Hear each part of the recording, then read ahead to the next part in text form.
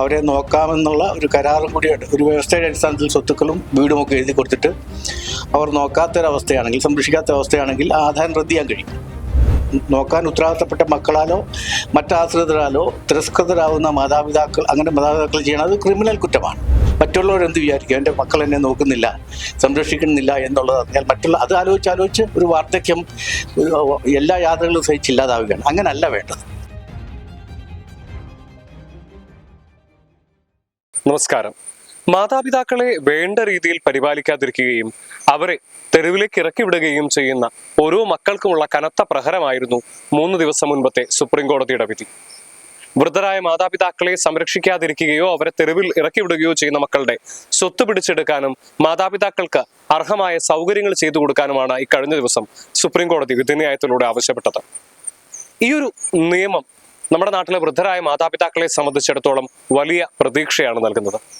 ഈ ഒരു വിഷയത്തെക്കുറിച്ച് 3 ദിവസം മുൻപ് നടന്ന സുപ്രീം കോടതിയുടെ വിധിന്യായത്തിന്റെ പശ്ചാത്തലത്തിൽ സംസാരിക്കുന്നത് നിയമവിദഗ്ധനും അഭിഭാഷകനുമായ സജി എം.എസ്. ആണ്. അദ്ദേഹത്തിന്റെ വാക്കുകൾ. സമീപകാലത്ത് നമ്മുടെ സാമൂഹ്യ അന്തരീക്ഷത്തിലെ ഏറ്റവും പ്രധാനപ്പെട്ട ഒരു വിധിയാണ് സുപ്രീം കോടതി കഴിഞ്ഞ ദിവസം പാസാക്കിയത്. അതായത് സ്വന്തം മാതാപിതാക്കൾ ആർജിച്ച സ്വത്തിൽ അവർക്ക് സ്വതന്ത്രമായി അത് ഉപയോഗിക്കാനും ഇടപെടാനും ഉള്ള ഒരു അവകാശം കൊടുക്കാത്ത മക്കൾ ധാരാളമുള്ളൊരു കാലത്തിലൂടെ നമ്മൾ കടന്നു പോകും. തന്ത്രപരമായും അല്ലാതെയും സ്വമനസാലയും ഒക്കെ സ്വത്തുക്കൾ എഴുതി വാങ്ങിയിട്ട്, വീട് എഴുതി വാങ്ങിയിട്ട്, സമ്പാദ്യം മുഴുവൻ വാങ്ങിയിട്ട് അവരെ അതിക്രൂരമായി വീട്ടിൽ നിന്നും പുറത്താക്കുക, അനാഥാലയങ്ങളിൽ കൊണ്ട് തള്ളുക, അതിൻ്റെ കാരുണ്യം പോലും കാണിക്കാതെ തെരുവിൽ കൊണ്ട് തള്ളുന്ന ഒരു പ്രവണത സമൂഹത്തിൽ ഇപ്പോൾ റെയറല്ല. അത് വളരെ സാധാരണമായി സംഭവിച്ചുകൊണ്ടിരിക്കുന്ന ഒരു സംഗതിയായി മാറിയിരിക്കുകയാണ്. വാർദ്ധക്യത്തിൽ വളരെ നിസ്സഹായരായി മാറുന്ന വൃദ്ധരായ ആളുകൾ അങ്ങനെ തെരുവിൽ വലിച്ചെറിയപ്പെടുന്ന, അതും സാമ്പത്തികമായിട്ടൊക്കെ നല്ല നിലയിലുള്ള കുടുംബങ്ങളിലുള്ള മക്കൾ വിദേശത്തും സ്വദേശത്തുമൊക്കെയായി നല്ല ജോലിയും മറ്റ് സംവിധാനങ്ങളുമുള്ള കുടുംബങ്ങളിൽ പോലും ഇത് സംഭവിക്കുന്നത് അണുകുടുംബങ്ങളുടെ വ്യാപനത്തോടെ, ന്യൂക്ലിയർ ഫാമിലി കേരളത്തിൽ വ്യാപിച്ചതോടുകൂടി കേരളത്തിൽ വളരെ പടർന്നു പിടിച്ചിരിക്കുകയാണ്. ഇനി അതുമാത്രമല്ല, വീടുകളുടെ അകത്ത് അവരെ പുറത്താക്കിയില്ലെങ്കിൽ കൂടി അകത്ത് അവരുടെ വാർദ്ധക്യം കടന്നു പോകുന്നത് പലപ്പോഴും അതിക്രൂരമായ പീഡനങ്ങളിലൂടെയാണ്. ഭക്ഷണം കൊടുക്കായിക, മരുന്ന് കൊടുക്കായിക, വാർദ്ധക്യ സഹജമായ അസുഖങ്ങൾക്കുണ്ടാകുന്ന അസ്വാരസ്യങ്ങൾ മൂലം അവരെ ക്രൂരമായി മർദ്ദിക്കുക. നമ്മൾ സാധാരണ ഇപ്പം സ്ഥിരമായി നമുക്ക് പല വാട്സപ്പിലൊക്കെ സോഷ്യൽ മീഡിയയിലൊക്കെ വന്നുകൊണ്ടിരിക്കുന്ന കാഴ്ചകൾ കണ്ടാൽ അത്യന്തം ഹൃദയഭേദകമാണ്.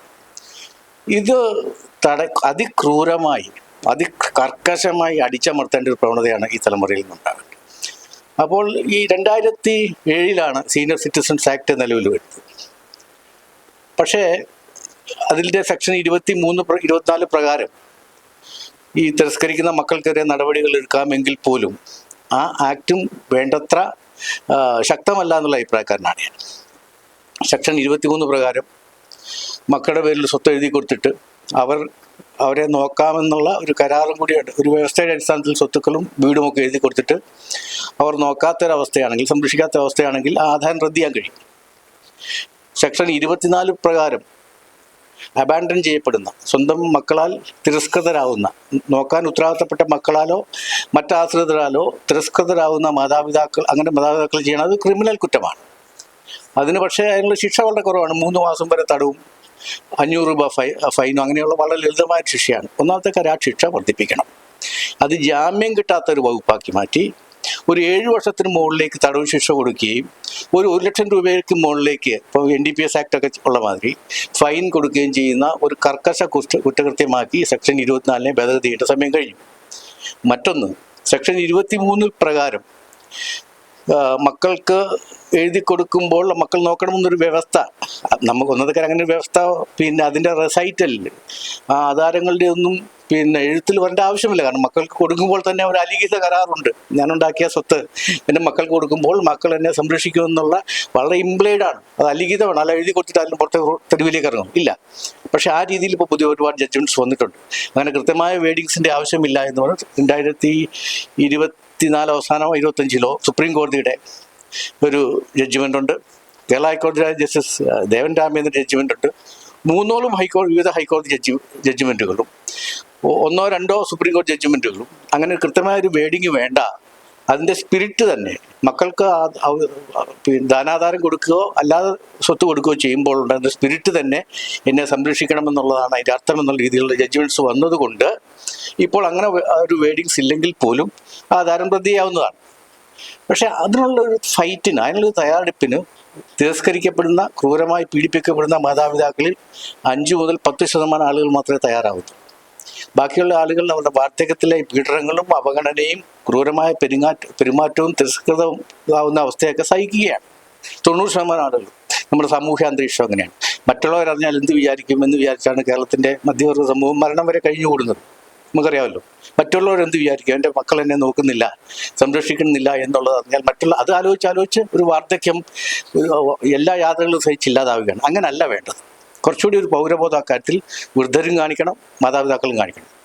പ്രാഥമികമായി നമ്മൾ അറിഞ്ഞിരിക്കേണ്ട ഒരു കാര്യമുണ്ട്. മാതാപിതാക്കളുടെ സമ്പത്ത്, സ്വത്ത്, സമ്പാദ്യമൊക്കെ തന്നെ മക്കൾക്ക് കൊടുക്കുക എന്ന് പറയുന്നത് മാതാപിതാക്കളുടെ ഔദാര്യമാണ്. ഒരു ലീഗൽ റൈറ്റും ഇല്ല.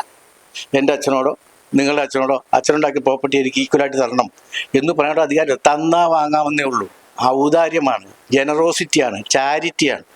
അത് പക്ഷേ എന്തോ രീതിയിൽ നമ്മുടെ തലമുറകൾ ധരിച്ചു വച്ചിരിക്കുന്നത് എൻ്റെ മാതാപിതാക്കളുടെ സ്വത്ത് എനിക്ക് അർഹതപ്പെട്ടതാണ്, നിയമപരമായി അർഹതപ്പെട്ടാണ്. അതൊരു വല്ലാത്ത ഇല്ലിറ്ററസിയാണ്. പാവപ്പെട്ട ഈ മാതാപിതാക്കൾ അങ്ങനെയാണ് ധരിക്കുന്നത്, എൻ്റെ മക്കൾക്ക് കൊടുക്കേണ്ടതാണ്. അങ്ങനെ ഇല്ലെന്നേ. വഴിയെ പോകുന്നൊരുത്തിന് കൊടുക്കാം, അനാഥാലയത്തിന് കൊടുക്കാം, ഗവൺമെൻറ്റിലേക്ക് കൊടുക്കാം, ഏതൊരു ചാരിറ്റബിൾ സംഘടനയ്ക്ക് കൊടുക്കാം.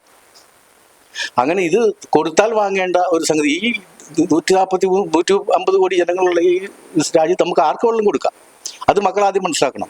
തന്നാൻ മേടിക്കേണ്ട ഔദാര്യമാണ് പേരൻസിൻ്റെ സ്വത്തെന്നുള്ളത് ആദ്യം മനസ്സിലാക്കണം. അപ്പോൾ ഇത്തരം ഒരു അവയർനെസ് ഇല്ല. അത് ഒരുപാട് കണ്ടീഷനിങ് അങ്ങനെയാണ്. നമ്മുടെ സമൂഹം കണ്ടീഷൻ ചെയ്ത് വെച്ചിരിക്കുന്നത് എങ്ങനെയാണ്. മതങ്ങൾ അങ്ങനെയാണ് കണ്ടീഷൻ ചെയ്ത് വെച്ചിരിക്കുന്നത്. ഭരണകൂടം അങ്ങനെയാണ് കണ്ടീഷൻ ചെയ്തു വെച്ചിരിക്കുന്നത്. ന്യായാധിപ കോടതികൾ അങ്ങനെയാണ്. നീതിന്യായ കോടതികളിലും അങ്ങനെ ഒരു ഇൻഹെറിറ്റഡ് പ്രോപ്പർട്ടി എന്ന് പറയും. അങ്ങനെയൊന്നും റൈറ്റും ഇല്ല. അപ്പം അങ്ങനെ ഒരു ബോധവൽക്കരണം കൂടി ഇതിൻ്റെ അകത്ത് ആവശ്യമുണ്ട്. കിട്ടിയാൽ കിട്ടാവുന്ന ഒരു സാധനം മാത്രമാണ് നമുക്ക് അതിൻ്റെ അകത്ത് ബാർഗെയിൻ ചെയ്ത് വാങ്ങാനുള്ള ഒരു അവകാശവും ഇല്ലെന്നുള്ള മക്കളും ധരിക്കണം. കൊടുക്കേണ്ട കാര്യമില്ല എന്നുള്ളത് പേരൻസും ധരിക്കണം.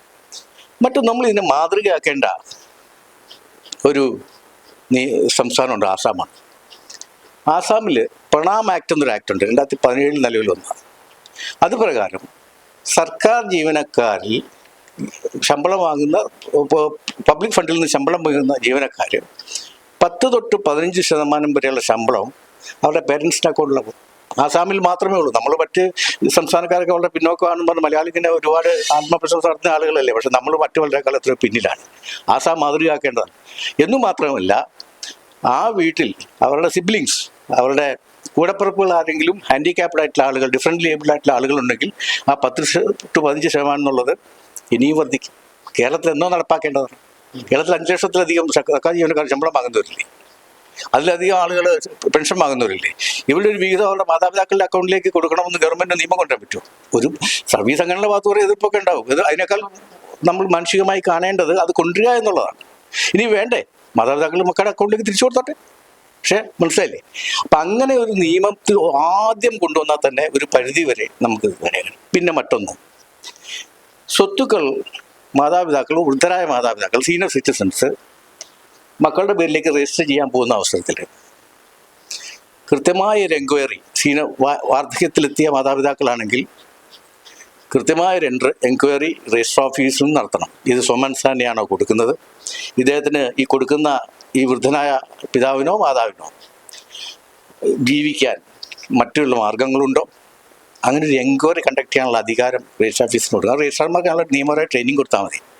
അങ്ങനെ ബോധ്യപ്പെട്ടാൽ മാത്രമേ ഇത് കൊടുക്കാവുള്ളൂ. സ്വാധീനപ്പെടുത്തിയോ ഭീഷണിപ്പെടുത്തിയോ ബലപ്രയോഗത്തിലൂടെയോ ഒക്കെയാണ് ഇത് വാങ്ങുന്നൊരു സംശയം തോന്നിക്കഴിഞ്ഞാൽ രജിസ്ട്രേഷൻ അവിടെ നിർത്തി വെക്കണം. അത്ര കർക്കശം. അങ്ങനെ ഗവൺമെൻറ്റിൻ്റെ ഭാഗത്ത് ചെയ്യാവുന്നൊരു കാര്യങ്ങളുണ്ട്. മറ്റൊന്ന് ഗവൺമെൻറ്റിന് ചെയ്യാവുന്നത്, അത്യാവശ്യമായി ചെയ്യേണ്ടത്, ഇതിപ്പോൾ ട്രിബ്യൂണൽ എന്ന് പറയുന്നത് RDO കോടതിയാണ്. ഈ സീനിയർ സിറ്റിസൺസ് ആക്ട് പ്രകാരം മെയിൻ്റനൻസ് വിധിക്കുന്നത്, ചെലവിന് മാതാപിതാക്കൾക്ക് വിധിക്കുന്നതും ആധാരം ക്യാൻസൽ ചെയ്യേണ്ടതും ആ ജോലിയൊക്കെ ചെയ്യുന്നത് ആ റവന്യൂ ഡിപ്പാർട്ട്മെൻറ്റിലെ ഉദ്യോഗസ്ഥന്മാരാണ്.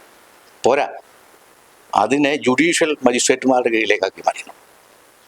അതൊരു വെൽഫെയർ ലെജിസ്ലേഷനാണ്. ഇപ്പം DV act, domestic violence act പ്രകാരവും പോലെ തന്നെയും അതുപോലെയുള്ള ഒരുപാട് പോക്സോ ആക്ട് ഒക്കെ പോലെ തന്നെ ഒരു പ്രത്യേക വിഭാഗത്തിൻ്റെ ഉന്നമനത്തിനുള്ളതാണ്.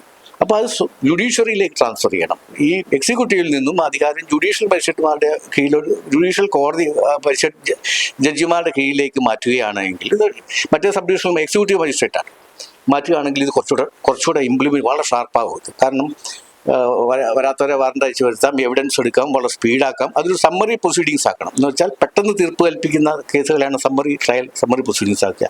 3 മാസം കൊണ്ട് തീർപ്പ് കൽപ്പിക്കണം അത്തരം കേസുകൾ എന്ന് പറയുകയും അത് ജുഡീഷ്യൽ കോടതികളിലേക്ക് മാറ്റുകയും ചെയ്യുകയാണെങ്കിൽ കുറച്ചുകൂടി ആ നിയമം കുറച്ചുകൂടി അല്ല എത്രയോ തവണ അത് എഫക്റ്റീവായി മാറും എന്നുള്ളതാണ്. അപ്പോൾ ആ നിയമത്തെ തന്നെ അത് ജുഡീഷ്യറിയുടെ ഭാഗമാക്കി മാറ്റുകയും അതിൽ തന്നെയുള്ള വ്യവസ്ഥകളിൽ കാഠിന്യം കൂട്ടുക. ഞാൻ മുമ്പ് പറഞ്ഞല്ലോ, ഈ മാതാപിതാക്കളെ തെരുവിൽ ഉപേക്ഷിക്കുകയും ഈ അപകടകരമായ രീതിയിൽ ഒഴിവാക്കുകയോ ചെയ്യുന്ന ആളുകൾക്ക് ഇപ്പോൾ ഉള്ള ശിക്ഷ 3 മാസം മുതൽ തടവ് വരെ മാത്രമേ ഉള്ളൂ. അതിനെ വർദ്ധിപ്പിക്കണം, അത് വലിയ കടുത്ത ശിക്ഷകളാക്കി മാറ്റുകയും വേണം. മറ്റൊന്ന് ചെയ്യേണ്ടത് ഈ നിയമം ഭേദഗതി ചെയ്യുന്നത് കൂടാതെ തന്നെ അതിശക്തമായ ഒരു ബോധവൽക്കരണം വേണം. എനിക്ക് വളരെ സ്വാഗതാർഹമായി തോന്നിയ പുതിയ ഗവൺമെൻറ്റിൻ്റെ ഒരു പ്രഖ്യാപനമാണ് CM-ൻ്റെ ഒരു പ്രഖ്യാപനം കണ്ടു. വയോജന കമ്മീഷൻ മാത്രം പോരുന്നേ. വയോജന കമ്മീഷൻ ഇത്തരം നിയമങ്ങൾ കൂടി ഉൾപ്പെടുത്തിക്കൊണ്ടുള്ള നിയമനിർമ്മാണം തന്നെയാണ് വേണ്ടത്. കാരണം വീണ്ടും ഞാൻ പറയുന്നത് ആസാമിലെ പ്രണാം നിയമം, സർക്കാർ ജീവനക്കാരുടെ ശമ്പളം എടുത്ത് ഒരു ചെറിയ ഭാഗം എടുത്ത് ഗവൺമെൻറ് മാതാപിതാക്കൾക്ക് കൊടുക്കുന്ന ആ രീതിയിലുള്ള നിയമനിർമ്മാണങ്ങൾ നടത്താൻ വേണ്ടിയിട്ടുള്ള ഒരു മനസ്ഥിതിയും കൂടി ഭരണകൂടം കാണിക്കുകയാണെങ്കിൽ കുറേ കൂടി ഇത് ഭേദപ്പെടുത്താമെന്നാണ് എനിക്ക് തോന്നുന്നത്. പിന്നെ മറ്റൊരു പ്രത്യാശാഭരിതമായ ഒരു കാര്യം ഞാൻ കാണുന്നത്, വിവിധ ഹൈക്കോടതികളിലായാലും ശരി, കേരള ഹൈക്കോടതി ആയാലും ശരി, സുപ്രീം കോടതി ആയാലും ശരി, കഴിഞ്ഞ റീസെൻറ്റ് ഇയേഴ്സ് 1-2 വർഷമായിട്ട് ഈ സീനിയർ സിറ്റിസൺസിൻ്റെ കാര്യത്തിൽ വളരെ കമ്പാഷനേറ്റ് ആയിട്ടുള്ള ഒരു നിലപാടെടുത്തിരിക്കുന്നത്. അതിൻ്റെ ഏറ്റവും വലിയ പ്രതിഫലനമാണല്ലോ 3 ദിവസം മുമ്പാണ് സുപ്രീം കോടതി വിധി. ആ സുപ്രീം കോടതി വിധിക്ക് ഇന്നേവരെ ആക്ടിനകത്ത് മാതാപിതാക്കളുടെ വീട്ടിൽ താമസിക്കുന്ന മക്കളെ പിടിച്ച് പുറത്താക്കാൻ അധികാരം കൊടുത്തിരുന്നില്ല. ആ അധികാരവും കൂടി ആക്ടിൻ്റെ പരിധിയിൽ വരുമെന്ന് പറയുമ്പോൾ വലിയൊരു വ്യാപ്തി അതിന് വന്നു. മനസ്സിലായില്ലേ? വീട്ടിൽ താമസിക്കുന്ന മാതാപിതാക്കളെ ദ്രോഹിക്കുന്ന മക്കളെ പിടിച്ച് പുറത്താക്കുക എന്ന് പറയുന്നത് നിയമപരമായി സാധ്യമായി കഴിയും.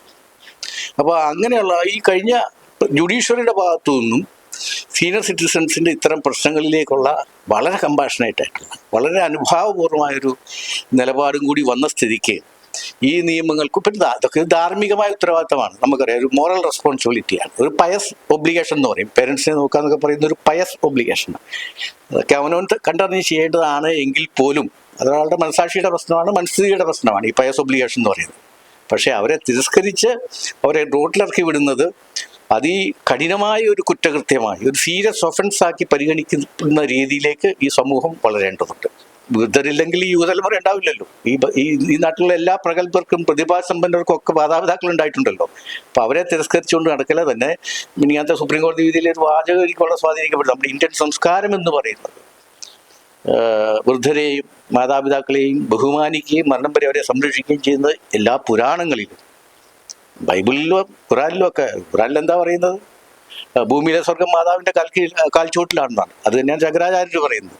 1 മുതൽ 9 വരെ എൻ്റെ ജീവിതത്തിലെ ഏറ്റവും പ്രധാനപ്പെട്ട ആൾ എൻ്റെ അമ്മയാണെന്നാണ് പറയുന്നത്. അങ്ങനെ ഈ പിതാക്കന്മാർക്ക് കൊടുക്കുന്ന ബഹുമാനമൊക്കെ തന്നെ നമ്മുടെ പുരാണങ്ങളുടെ ഇന്ത്യൻ സംസ്കാരത്തിൻ്റെ ഒരു ഭാഗമാണ്. അതൊന്നും വ്യതിചലിക്കാതെ എങ്കിലും ഈ സമൂഹത്തെ കൊണ്ടുനടക്കാൻ ഗവൺമെൻറ് ബാധ്യതപ്പെടണം. ജുഡീഷ്യറിൻ്റെ ഭാഗത്തുനിന്ന് ഇനിയും കൂടുതൽ പോസിറ്റീവായ ഇടപെടൽ ഇതിലുണ്ടാവുമെന്നാണ് ഞാൻ വിചാരിക്കുന്നത്. 2 ദിവസം മുമ്പത്തെ ആ സുപ്രീം കോടതി വിധിയെ സർവാത്മന സ്വാഗതം ചെയ്യുന്നു. ആ വിധിയെക്കുറിച്ച് എല്ലാ RDOമാർക്കും, ഇപ്പോഴത്തെ മെയിൻ്റനൻസ് ട്രിബ്യൂണൽമാർക്ക് ഇരിക്കുന്ന റവന്യൂ ഉദ്യോഗസ്ഥന്മാർക്ക് കൃത്യമായ ട്രെയിനിങ് കൊടുക്കണം വേണ്ടിയിട്ട് ഗവൺമെൻറ് തയ്യാറാവണം.